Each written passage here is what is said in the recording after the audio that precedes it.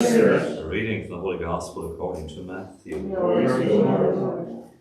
People brought little children to Jesus for him to lay his hands on them and say a prayer.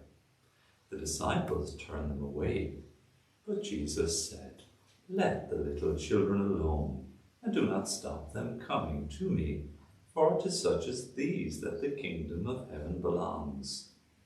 Then he laid his hands on them and went on his way.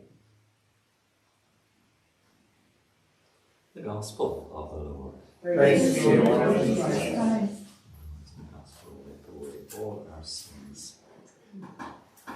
If you're following the readings again at Daily Mass, you see we're moving onwards through the journey with the Israelites. They're now freed from the wilderness and across the Jordan under Joshua's leadership and command, and now they're settling in their various tribes in the promised land of Israel.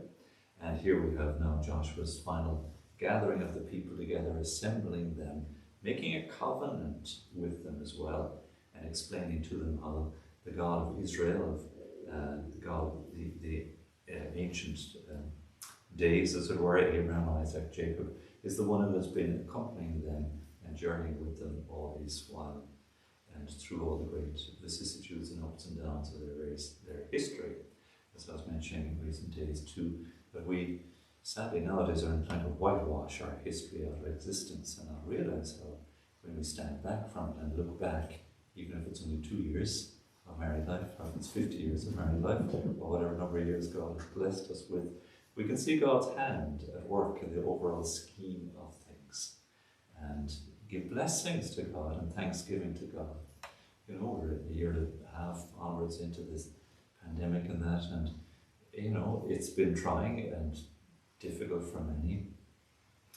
Maybe a time of grace as well. And can we somehow see God's hand at work there, even through these difficult months that they have been? And so it was for the people of Israel in the wilderness too. But a covenant is like a relationship that is unending. A married spousal relationship is a covenantal relationship too. It's one where the couple give themselves one to the other till death do them part. And it's as if there's no terms and conditions except that one gives themselves to the other in growing selflessness. And God's relationship with us is the very same. So much so he gave his only Son to us to prove his covenantal love. So Joshua reminded the people then of the covenant, setting up a stone for them there and speaking them to observe the statutes and ordinances that God has given through him and through Moses, and not to turn to false gods, not to infidelities of one kind or another. It's so easy for us to fall into that trap. And the first false god we might introduce is ourselves. What about me? What's in it for me? What am I getting out of this? All these ways that the world, seeks to glorify the self to the exclusion of God, first of all, and to the exclusion of the other and the duty towards the other as well. That's why little children get it far quicker, perhaps, than we adults. We become a little bit too sophisticated with a small s, and too self-centered maybe at times, or too egotistical. It's so easy to fall into that. Whereas children, it's like a blank slate. Let the little children come to such as these belong the kingdom of heaven.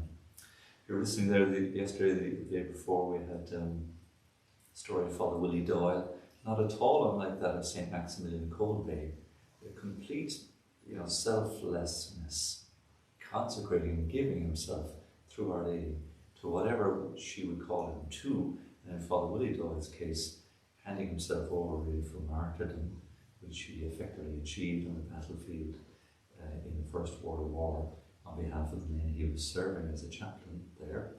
St. Maximilian Kolbe the same. And it was in the small little bits and pieces of his vocation that martyrdom, as it were, began to be fulfilled. He was very zealous, committed to his religious vocation, tremendous at preaching the gospel, travelled as far as Japan to even preach and spread the gospel too. Such devotion to Our Lady, managing his newspaper and his printing presses in Poland, and especially during the time of the rise of Nazism and fascism, and of course was closed down and shut down and imprisoned.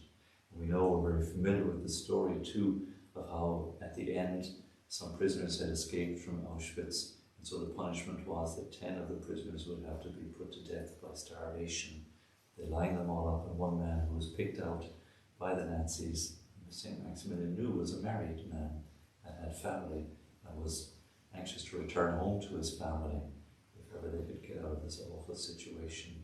So St. Maximilian, unreservedly putting himself in his place and undergoing that awful torture of imprisonment and death by starvation. And he ministered to the men in the death cell with him, again not thinking of himself, and so much so that he was the last to survive and had to be put to death at the end by lethal injection. So God's way of speaking, even in those awful circumstances, of his providential care, and how it is that somehow when we're able to, the more we're able to give ourselves and of ourselves, somehow God blesses that. He multiplies it certainly, but he blesses our life with fruitfulness and even with health and longevity too, according to his will, of course.